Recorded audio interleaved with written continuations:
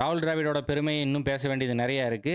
ஆனா, மக்களுக்கு தெரிவிச்சாகணும். ராகுல் டிராவிட் மாரி ஒரு பிளேயர இனிமேல் எவனுமே பார்க்க முடியாது. எவனும் வரமாட்டான். அப்படி நீ பார்க்கணும்னு நெனச்சன்னா, போய் ஹைலைட்ஸ் பார்த்து பெருமிதம் அடைஞ்சுக்க.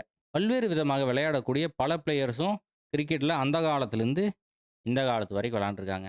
Don Bradman, Vivian Richards, Sunil Gavaskar, Steve Waugh, Sachin Tendulkar, Jacques Kallis. இந்த மாரி பல்வேறு விதமான கொடூர பிளேயர்ஸ் இருக்காங்க. இதே மாரி பேர சொல்லிட்டு இருந்தேன்னா, இன்னைக்கு நாள் பத்தாது. ஆனா, டெஸ்ட்ன்னு வந்துட்டா ஒரே ஒரு ஆள் தான்.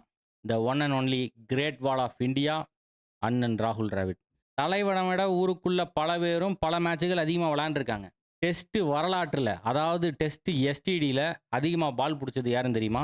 இந்தியன் டீம்ல number 4 spot is a very important spot you know அப்படின்னு பல பேர் சொல்லலாம். அதெல்லாம் கிடையாது. நம்பர் 3 தான் இருக்கிறதிலேயே மோஸ்ட் இம்பார்டன்ட் ஸ்பாட். தலைவன் ஒத்தாளா நின்னு நம்பர் 3ல சுமார் 10,000க்கும் மேற்பட்ட ரன் அடிச்சிருக்காப்ல. தலைவன் வந்து பால் கொஞ்சம் பழசானதுக்கப்புறம் வந்து வித்த காட்டுற ஆள் கிடையாது.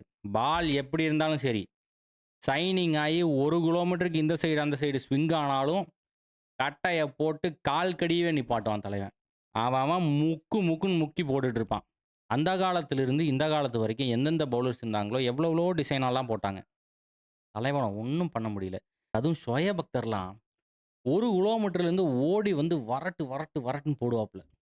தலைவன் என்ன பண்ணுவான், பால அப்படியே மடக்கி கால் கடியவே படுக்க போட்டுருவான். ஒண்ணுமே பண்ண முடியாது. தலைவன் இந்த மாரி ஷோயப் அக்தர் மட்டும் கிடையாது. பல்வேறு கொடூர பவுலர்ஸ் எல்லாத்தையும் வச்சு செய்ன்னு செஞ்சுட்டாப்ல. ஒரு காலத்தில பல மேட்சுகள்ல இந்தியா தோக்காததுக்கு காரணம் ராகுல் டிராவிட் தான். தலைவன் பிட்சுக்குள்ள போய் நங்கூரத்த போட்டு நின்றுவான். டெக்னிக்ன்னு ஒண்ணு இருக்குல்ல, கிளாஸ்ன்னு ஒண்ணு இருக்குல்ல, கட்டைய போடுறதுன்னு ஒண்ணு இருக்குல்ல, இது எல்லாத்துக்கும் ஒரே மனுஷன் தான்.